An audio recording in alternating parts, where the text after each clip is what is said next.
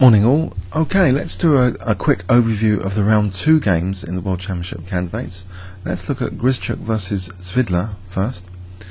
So Grischuk, playing white, played e4, and we saw a Ruy Lopez emerge. Okay, so now knight f6 here. Looks fairly standard Ruy Lopez territory. After castles, white didn't play c3, which might allow the martial gambit with d5, a fierce gambit. Instead a4, kind of an anti-martial line. b4, and now d4. Okay, so white can potentially use this weakened c4 square at some point, and these pawns might be subject to attack later. For black has a solid, respectable looking position at the moment. He plays d6, reinforcing the e5 square. Now white takes on e5, d takes, and avoids the exchange of queens, plays knight bd2, just eyeing this sensitive c4 square. So white's got some light square pressure going on here. Bishop c5, though there might be an issue on f2 if white's not careful. Queen e2, queen e7, knight c4. The d5 and f5 squares might be a subject later for white to try and occupy, or bishop e3 to try and get rid of this first, and then a knight maneuver at some point. For the moment, the knight is exerting pressure on e5, tying down this knight. We see bishop g4, and this is quite uncomfortable actually, this pin. Black is now threatening knight d4, which might help explain this next move, c3, to stop knight d4. After b takes, okay, structurally this b file's opened up. Black can use that to exert some pressure on white on the b file. h6, stopping a potentially annoying pin, bishop g5. Bishop c2, queen e6. Okay, now bishop takes f3 would seem to be a threat, because if queen takes, we just take here. So white reacts with knight e3. Okay, eyeing this bishop to be taken next. That's taken instead. Bishop takes e3, giving up the dark square bishop. And usually if you give up the dark square bishop for a knight, you've got a light square strategy. Here, some of white's light squares which black might be interested in particular, like for example c4, and now actually after knight a5 we see that c4 square being quite vulnerable here. Knight d2, okay, which gives the option of strengthening the centre with f3. With the absence of black's dark square bishop, this is more afforded in the position now to strengthen the centre like that. Okay, so queen c6, but actually now h3 is chosen, kicking the bishop. Queen g3, eyeing e5, and also potentially h6 could be an issue soon. If knight f3, this potentially there's bishop takes h6 as a threat. Knight d7 is played, and here we see in this position rook b1, okay, rook fb8, bishop a3. Now black uses this c4 square, knight c4, which looks pretty good. It's in front of that backward pawn on that semi-open file, or rather it's not really a semi-open file, it's just that black exerts pressure potentially on c3, and a4 looks a little bit vulnerable as well. This is taken, queen takes. Okay, and now a curious move, bishop b4. Potentially bishop d3s are quite annoying here, and if any queen a2, there could be further annoyance for that queen with rook a1. And in fact, we see this arise now after a5, bishop d3, queen a2, rook a1. So the queen hasn't got too many squares. This looks a little bit dangerous for the black queen, but actually she has got the d2 square here. Also, I guess b2 could be used, but d2 is made use of. So if the bishop moves, take on c3 here, so this has to be kicked again, the queen has to be kicked. Queen f4. Now white takes, doubling black's pawns, but giving black potentially useful e5 square. Bishop e7, rook e8, bishop goes back. And now bishop b3 looks quite annoying, this double attack. But the tactical line now, this is all getting quite tactical. White doesn't want to lose pawn clearly, plays actually bishop b5, temporarily offering the exchange there. This is taken, but now bishop takes d7. So if black plays rook d8, we just take on d1, and that should be okay.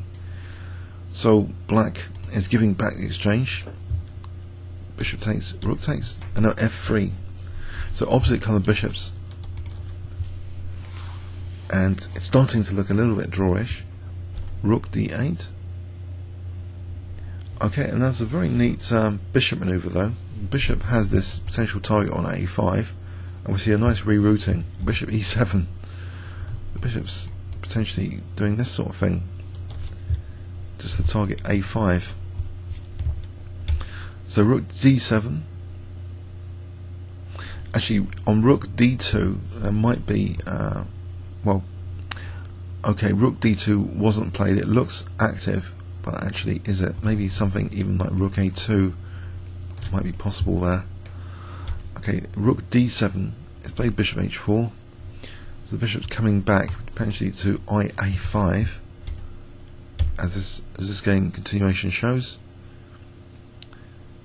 But now black forces white to lose a4 with rook d1, removing the defender. And we have a peaceful situation now after c4, opposite colour bishops. And here it's agreed drawn. Okay, hard fought draw there between Grischuk and Svidler. So let's go and look at another game of the round.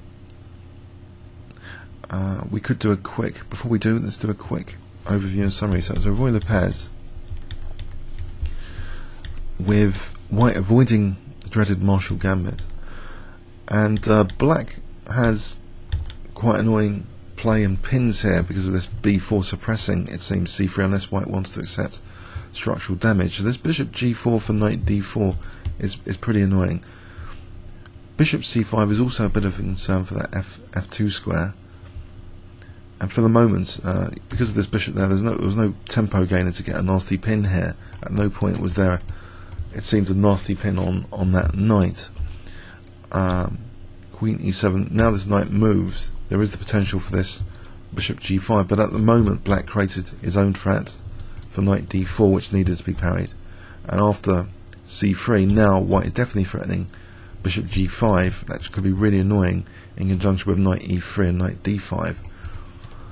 So this is stopped at the cost, potentially of weakening a little bit black's king, but that's not major here. Now bishop c2, it seems the black queen is actually more kind of aggressive in this situation than the white queen. So white seems to have a more defensive setup in some respects at this point of the game.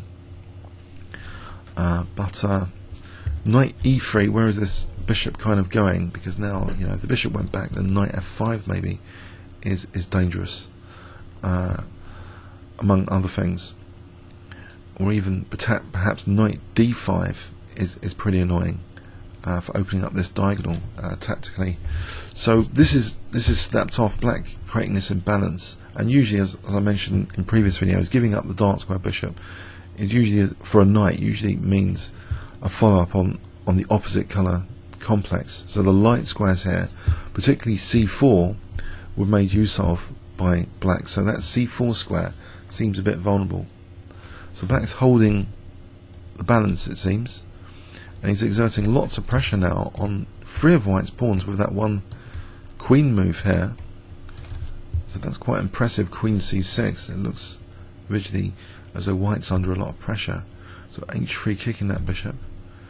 Then we see queen g3, but black's king side seems a little bit vulnerable now after queen g3, as well as attacking e5. That needs to be defended.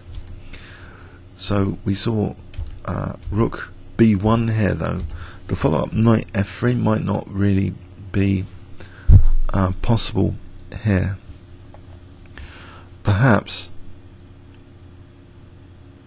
I don't think black can consider queen takes c3 because of, well, actually bishop takes h6. It looks too dangerous. So we see this curious rook b1 actually played here. Knight f3 is interesting. I wonder if black can just move the king there, potentially. Let's just, one moment, let's just engine check this point here. If knight f3, is this refutable? The engine is indicating bishop b3. Alright, bishop b3, yes. That's a good defense of h6 here. So that would hold the balance there. Okay, so that wasn't such a big deal, knight f3, as to unleash that threat. So rook b1 was chosen, which removes that possibility, I guess, of doing that. So knight f3 might actually be on the cards, but black challenges that rook. Now bishop a3, so the bishop's lost its intention of h6, which is kind of the exposed pawn in black's kingside there, with the queen on g3. It seems to be, well, there were two major things about pinning that pawn, for that to be a target, and e5 pressure. But bishop a3, okay. Now we see knight c4, knight's coming off. Bishop b4, and this looks a little bit dangerous actually for the black queen. And in fact, it might be desirable even to consider a5, because that would take away b6 from the knight. So if black didn't play a5 here, then I wonder actually, say queen c6. Let's just for one moment consider, is it possible for white to play a5? Yes, the engine seems to agree that cutting off the knight here might be a good idea. So this would be quite a solid position for white, this particular position here. Okay, so black chose a5, so he's keeping this pawn potentially on a light square for the light square bishop, and that showed up to be a vulnerability later for white. So in this continuation, both sides have weak pawns, and we have that tactical transaction. So if black had taken on a4, then I guess bishop c5 and taking on a5. So instead black, well, he's got the option now of rook d1 anyway, in any case, if he wants that a4 pawn. But instead, okay, he does this for a moment, then g5, and now rook d1, so he's definitely getting that a4 pawn and opposite colour bishops. Okay, symmetrical pawn structure. So let's go on to the next game of the round. Whoops.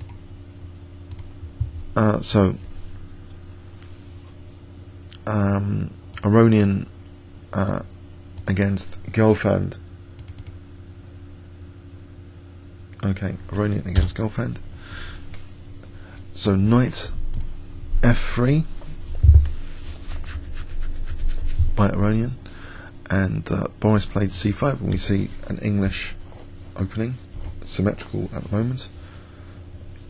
If black played knight f6 especially, but black played g6, and white plays a slow plan of building up the centre e3 just to establish this centre.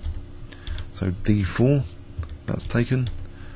Now d5, and we're reaching potential IQP position, which is can be arrived at from many different openings.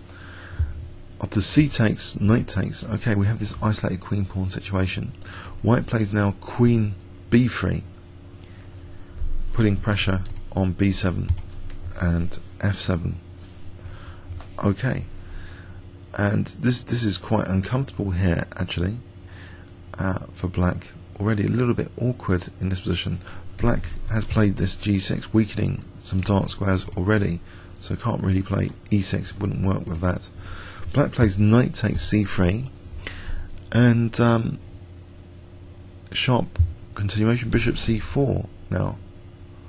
Okay, eyeing that f7. So black can't be greedy. I think he'll get in big trouble with his king safety if he moves this knight.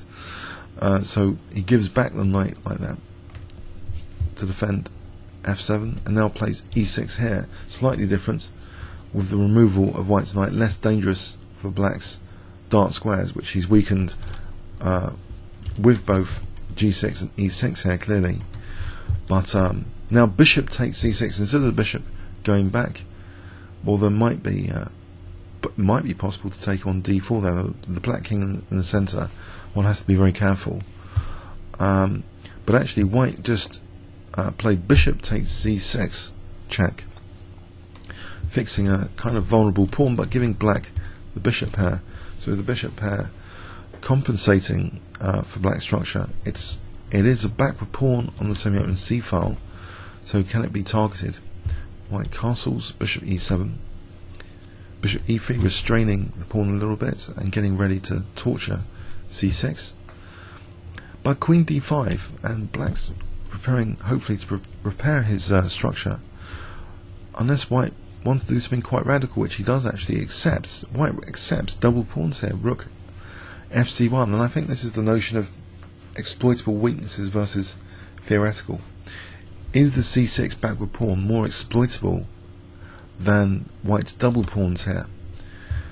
Well, black does take it's the pressure, it's the initiative. Who's got the initiative could decide which pawn's more exploitable, this one or this one.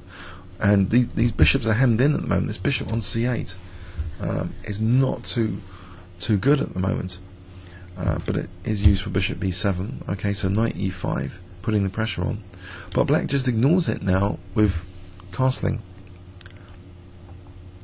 Now if white's hasty in taking on c6, perhaps black has a solid position by restraining these pawns, by taking and then a5, and then we've got bishop b4, and that should be quite a difficult fortress to break through. But white deprives black the use of the b4 square to set up some kind of fortress like this against the double pawns by playing rook a4, and this also potentially annoying for a7. We see rook fd8, again offering c6, but now just knight c4, keeping an eye on a5. That's why black's not too hasty perhaps to have played a5, because this knight c4 is lurking as a possibility. Now up to bishop f6, knight a5. White seems to have a slight pull on the position here. Rook b4, annoying pressure. And now up to bishop a6. This pawn is really there for the taking, and it is actually taken. Rook b7. Okay, can black use the bishop pair somehow to compensate for being a pawn down? h3 is keeping a lot of the pressure on now, just playing the calm h3. King g7. Now white takes on b7 and plays knight e5. At the moment it looks as though black, with the bishop pair, should be okay, but there are points of infiltration. c7 is the most dangerous at the moment to address, because f7 then would be on the cards. If black takes on e5, then d takes, we'd have things like bishop g5, bishop f6, and that would be quite annoying. And white white's getting quite aggressive here. And also, of course, this bishop's eyeing a7, so unless black wants to lose another pawn, this is getting quite dangerous now. Bishop d8 covers c7 at least. Now b4. Okay, b5 would mean a supported outpost on c6 for the knight. Now, okay, so Boris is under pressure here at move 25 and plays this move rook c8, which seems fairly logical to parry the pressure. But now white plays a very powerful move. It's a forcing move. I wonder if you can guess it if I give you 10 seconds starting from now.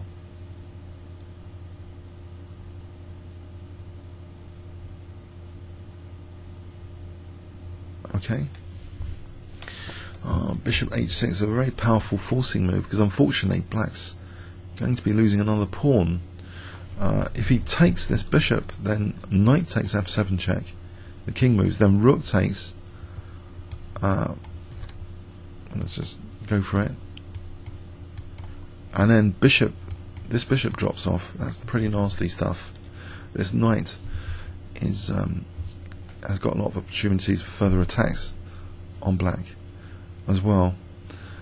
Okay, so like knight b7 to c5 with bishop d7. So that's pretty nasty stuff. So here actually black played probably one of the best responses, king g8. Now Levon takes on c8 and plays knight c6 with very dangerous threat. If the bishop moves, then knight e7 picks up the bishop, unfortunately. So we see bishop f6 at least tying down the knight to d4 if it takes on a7. b5, white keeps up the pressure a little bit with this, or quite a lot rather. Bishop d7, and now we see g4. If this knight's ever taken, this pawn is too dangerous for taking here. It's c7. Okay, and right, you might think a6, well there's knight b8 perhaps. That needs to be checked out actually. We'll try and do a quick check on that in the second pass. It looks as though black's got quite an unpleasant position. Okay, perhaps actually on a6 just g5 would give the knight the e7 square if this bishop has to move. That's pretty nasty stuff. So actually maybe this helps explain black's next move. He wants to play a move like a6, so g5, and it also seems to trap the bishop in temporarily. But black's king is locked in here with this bishop, and now this next move by white is very powerful. It's temporarily sacking a pawn.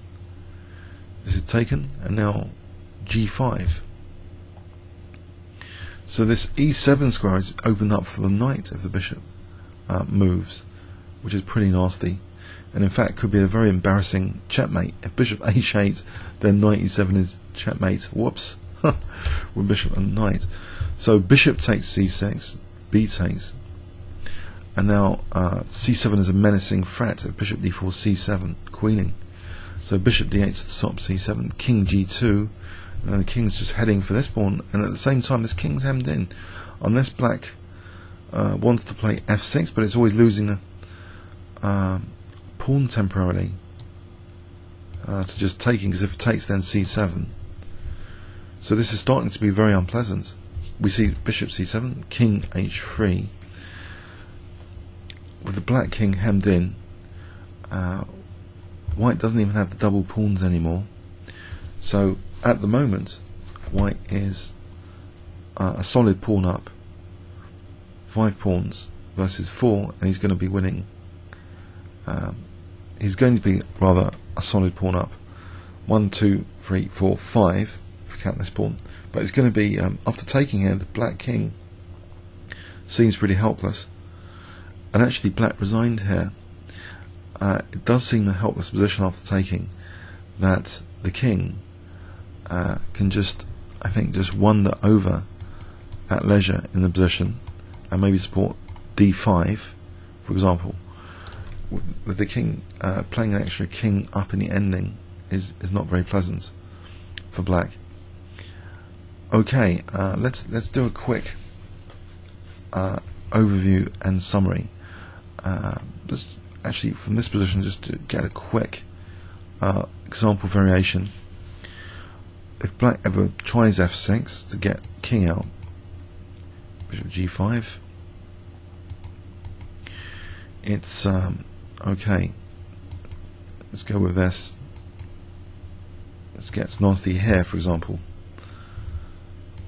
and it's pretty much it's all over black. So okay, let's stop that there and get rid of that line. Let's go back for a quick overview and summary. How did black actually get in such a difficult position? Well, white seemed to this was a very nice idea. Bishop takes c6. In retrospect, we can say that this was a great success, giving up the bishop for the knight.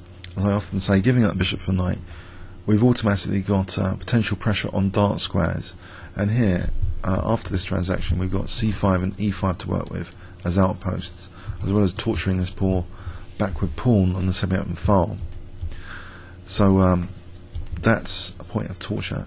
But white keeps also his rooks quite activated in exchange for the double pawns. Of course, this a rook has got a target as well now, so both these targets for black leave Boris Gelfand quite passive here. And this looks quite painful after knight c4, but knight a5, this bishop is really being victimized, as well as the c6 pawn, which is now taken. But with white with the double pawns, white has to be very careful that this extra pawn really means something. Potentially, black with the bishop pair can potentially be equal all of a sudden. But it seems after rook c8, yeah, there's a very forcing continuation here for white to go even further up in this position, unfortunately, for Boris. Bishop h6. So what could black have done here instead? From an engine point of view, I think the engine doesn't really give white too much of an advantage. h6 is actually recommended, with the idea, I think, of g5 if black's going to play on the move, to just lock out this bishop, and then once g5 is played, for example, something like this, g5, or even bishop d5, not even needing rook c8. And this should have been really about equal. It seems engine evaluation here, it seems that was a pretty bad blunder, unfortunately, for Boris. With the knight sitting on e5, I guess it's the sort of material for a tactical puzzle. What happened in the game here in this position is a tactical puzzle position, unfortunately, where bishop h6.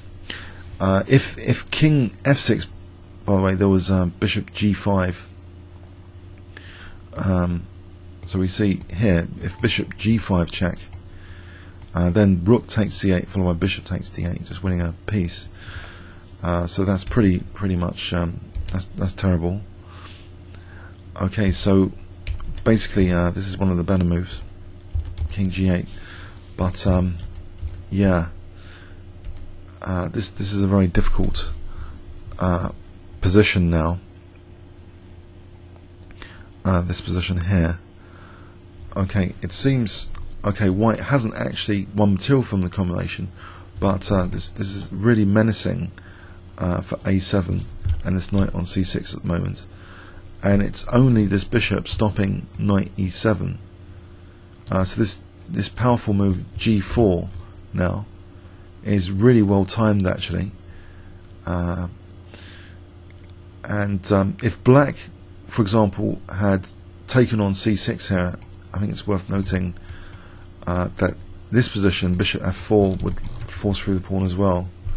So okay, so g4, trying to get that e7 square, is really dangerous, and white's furthering the advantage now with h4. Okay, it's really difficult for black king mobility here, and if he's going to give up the pawn, it's going to be really too much of a material deficit. If he doesn't, then white's going to crash through eventually with his extra king, really, in this position. Okay, let's go on to the next game. So we had a victory there. That was the first decisive game of the tournament. So Rajabov against Ivanchuk. I'll need to get the game scores. I've just realised on Chess Games PGN, unfortunately, it doesn't have the move yet, so I'm going to get the PGN for the other two to continue this video. Okay, one moment. Okay, Rajabov against Ivanchuk. Rajabov was the wild card put in by FIDE, very high rated player. Okay, he plays d4 and Ivanchuk plays actually d6. We see off the knight f3 g6, as though it might be a king's Indian defense on the cards, but actually we see a very aggressive and very double-edged move from Vasily Ivanchuk, which is a stark contrast to any of the openings on day one. He plays f5, and we have here a transposition into the Leningrad Dutch defense, which actually I've enjoyed playing many times myself. A very exciting fighting opening against d4, but it does create a lot of weaknesses, which means that the frequency of wins and losses goes up, the frequency of draws goes down, because it's slightly controversial. Sometimes black can get a really good position out of the Leningrad Dutch, with later ideas of queen e8, e5, e4, or sometimes an accelerated sort of king side attack. Let's see what happens here. Knight c3, knight f6, g3, solid continuation. Okay, both sides fianchetto. After castles c6, this gives possibilities, for example, of knight a6 to c7, as well as queen e8, e5, e4 as plans.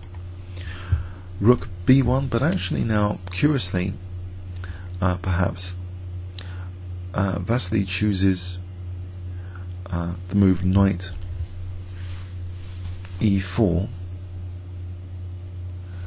and okay, white just plays queen c2, and what we see now is often, well, if d5, black really doesn't want to play d5, it's like wasting a little bit of time weakening the dark squares. You know, white's got c-file pressure, can maybe play things like bishop f4 to e5 to get rid of the dark square bishop to weaken black's king. So black actually plays knight takes c3, but this gives white the opportunity now to kind of accept double pawns, and so he's providing granite to the bishop, pressure, justifying the rook on b1. But is this structure fully compensated dynamically?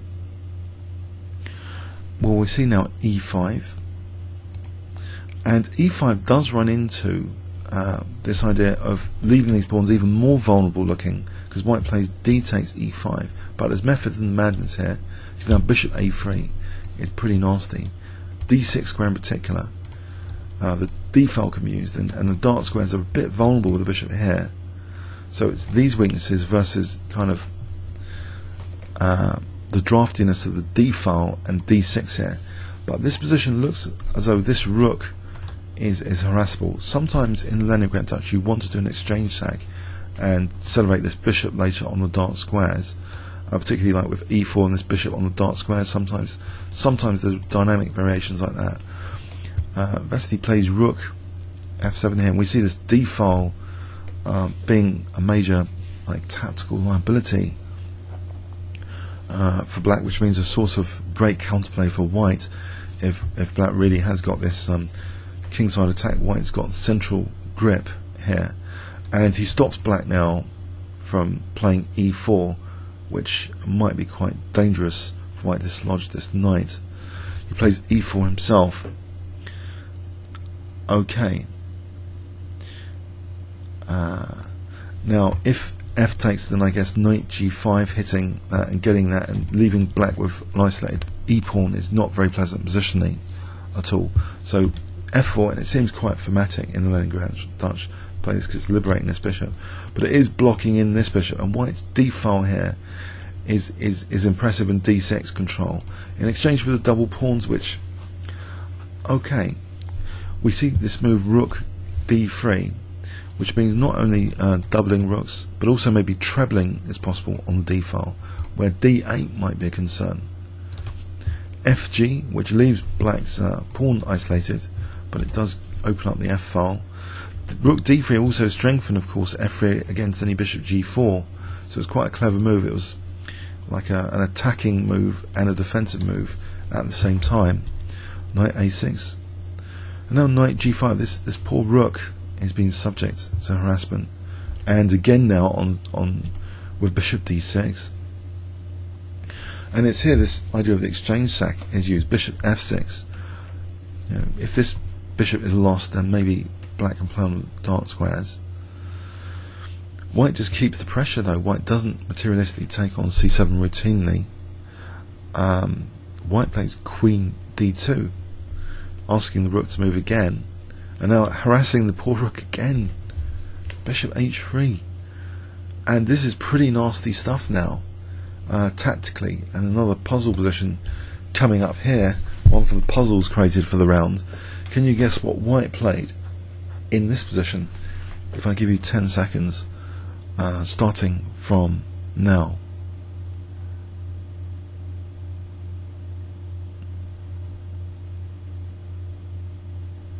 Okay, unfortunately White can make use of d8 as it is a tactical vulnerability. Bishop takes e5. So if bishop takes e5, rook d8. And if queen takes, then again rook d8, because this nasty knight is covering the black king's escape square. So this is embarrassing, very embarrassing. It'll be mating. Okay, after queen e8, just take it. That's mate.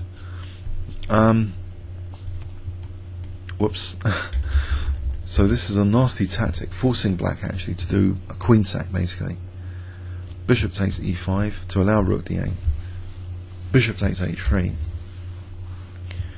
Takes, knight takes h3. So this queen sack scenario, is it that great for Vasily Ivanchuk, who is, by the way, one of my favourite players, especially after the masterclass video available on YouTube from the Gibraltar tournament. Well worth a watch. A really emotional player, and it seems often when there's high stakes like World Championship tournaments, he doesn't play as well as maybe he has in other tournaments. I think he likes to feel relaxed without too much responsibility, and even apparently stacks up tournaments that if he feels he's going to do badly in one tournament, he's got another tournament to play in after. And that's why over the years he's played so many tournament games compared to other GMs. He's very, very popular and active grandmaster over many years, and was one of the few GMs to be able to crush Kasparov on occasion. But here, this dynamic queen sacrifice, okay, it's not entirely convincing because the rooks and the bishop haven't got too many opportunities right now. And after knight c5, queen e3, okay, it looks as though c5 might be a stable outpost in front of the double pawns. Nimzovich would enjoy such a knight, but in this particular circumstance, okay, after bishop d6 we see threat on e4, that's parried, but it gives White a chance to reroute and potentially undermine or just even use g4 square. So knight e6, now bishop c5 is threatened, king gets out away from the dark squares. Now g5, okay, so knight f2, and it looks as though White's pretty cozy. This knight's got some nice options, but g4 is extinguished with h5, which also gives black possibilities of both g4 and h4 at some point, maybe. So materially, okay, it's interesting, but White he has got the pressure, and that a7 pawn, by the way, was now hanging as well. It was perhaps too dangerous to have taken in this position, so White consolidate against the g4 threat, but in this position it's tested, it's taken, and we see bishop c5, and now a kind of computer looking move, seems fairly pointless, queen a4, but where else? The queen can come back. There's pressure on black still. What is black actually doing to further his position here? Knight f4 doesn't really seem like working at all in this position. g4 would seem to be answerable perhaps by f4, but it might be one of the better moves around about here to consider. We see actually rook f8. In fact, I do believe on engine inspection, I think there was an idea given by engines of g4 to weaken a little bit e4, and then to take on f2 and then play knight c5. But even so, White's still better, apparently, even in that continuation. but we'll check that out maybe in more detail in the second pass. Black played rook f8, so he's missed his chance for that sort of pressure on e4 here, because the rook was lined up against the e4, so this g4 is less effectual now.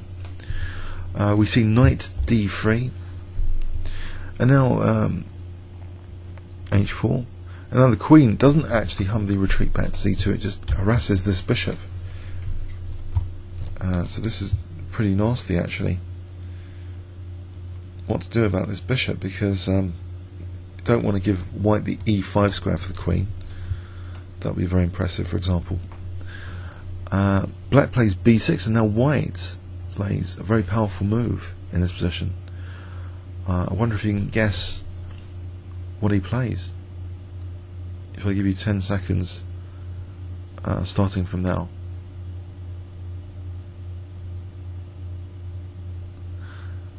Okay, white is prepared to give material back in exchange for a pawn by getting rid of black's dark square bishop. There's also c6 now is a major issue. After hg, actually, black, Vasily Ivanchuk, resigned here. He felt it was hopeless, perhaps. Unless he actually ran out of time, I assumed he resigned here after h takes g3. It looks as though it's fairly hopeless. Let's do an engine check actually in its final position. Okay, not taking on c6 immediately, or it's about the same actually. You can do that as well. It doesn't actually matter. There isn't apparently a knight f4 tactic, because we've got the queen d5 check here to pick up the knight.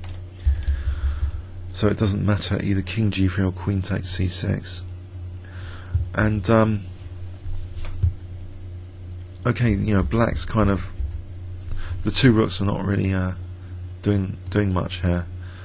White's got a lot of pawns. I think you just take. He's got all these pawns. It's going to be easy for the white queen to be pushing these pawns later. So black's rooks are pretty hopeless here. Let's go back and check out an overview and summary, maybe with some critical moments inspected with an engine. But it seems as though, unfortunately, yeah, it wasn't kind of a symmetrical pawn structure, but unfortunately it was showing how this level of chess, how one side can expose the weakness of the other by giving sort of non-exploitable weaknesses. The double pawns was offered to sort of get at black's position centrally and on the diagonal. And of course this knight was a defensive knight around the king, potentially, so black's king's a little bit less safe, but the dark squares and the d-file pretty nasty here, even though white's kind of made his own double pawn look worse with d takes e5. That was kind of a lesser evil than allowing the space gainer e4, and you can imagine black's going to get a comfortable position later after e4, maybe even moves like this. So white, by playing d takes e5, he accepted the visual ugliness of the double pawns, but it's black's weaknesses which seem more exploitable. It's, again, to determine the exploitability of weaknesses, often you look at the side with the greater initiative and pressure, and here, you know, has black got the pressure to really exploit white's, for example, c4 pawn? In a situation like this, actually, you might think, bishop e6, there's always knight g5, I'd expect. Just check this out for a moment. If bishop e6, so just knight g5, it takes, knight takes f7, the initiative is really quite powerful here, showing that, for example, queen d8, and this is just nasty. White's crashing through with stuff like this. Whoops. Shows the dangers of the initiative, really. This kind of continuation, where white's c4 weakness is not a big deal, as it seems. You know, knight g5, it's a pretty nasty move. So it's this poor rook on f7 harassed in this game. It wasn't the greatest advert, unfortunately, for this method anyway in the Leningrad Dutch, to play knight e4. It seems now tactically like in the 11 Aronian game, once White's established positional advantage, a tactical combination, a puzzle position will emerge. But for most people, getting to the puzzle positions is the difficult thing, not actually solving the puzzles. I've been posting a lot of puzzles on Facebook, and a lot of people seem to be able to solve them, but can we actually get these positions in real games for this now to be a puzzle position? So bishop takes e5, threatening rook d8, and bishop takes f6. Pardon me, bishop f6. If bishop h3, bishop f6, it looks fairly convincing. It's now threatening the rook and h3. Okay, this is pretty nasty stuff, whatever way we look at this position after bishop takes e5. Just check here. So bishop takes h3, bishop takes f6, hitting the rook. If rook d7, we just take here. Nasty, ouch. Okay, it's unfortunate, but credit to Vasily, for playing an enterprising, aggressive opening. Maybe will that affect his future openings as black in the rest of the tournament? At least, he had a go, and I think he's had an expression. If you look at his masterclass video, he says sometimes it's better to have had a go than have that regret of not going for it. So he's had a go with this opening with black, and he's been drastically punished. It was, I think, the most punishing game of the round in many respects so far that we've seen. White's carefully consolidating against the threats. So knight f2 is a good place for the knight here, stopping g4, and knight g4 is now a concern as well. So black extinguishes White's use of the g4 square. Now being the pawn, it looks, is it an irrelevant pawn? Is White really going to use a pawn or something? The point is, if black could have done something with the c5 square later,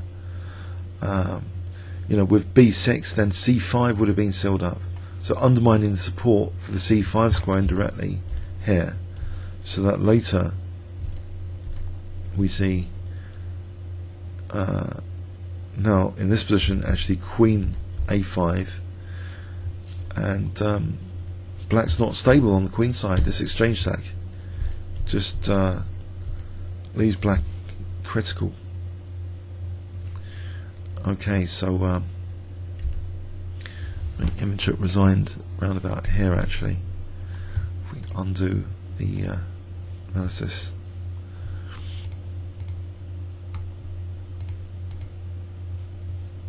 after hg3 he resigned, I think, with his move, or possibly lost on time.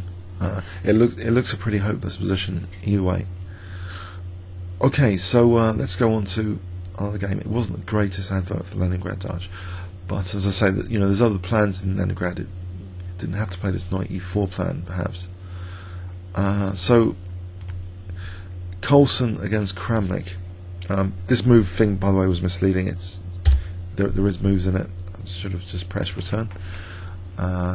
So Carlsen playing White against Kramnik, so his other fearsome rival, as well as Aronian. It's been both Aronian and Kramnik. I think Carlsen wouldn't mind in principle drawing with, especially with the black pieces. But here with the white pieces, okay, people expect Carlsen to be the favourite of the tournament. And okay, so what happened in this game? d4. Okay, so White's got hopefully a small plus out of this English opening. Now after e6, Magnus plays actually bishop f4, and it seems as though there's some comfortable pressure here for White.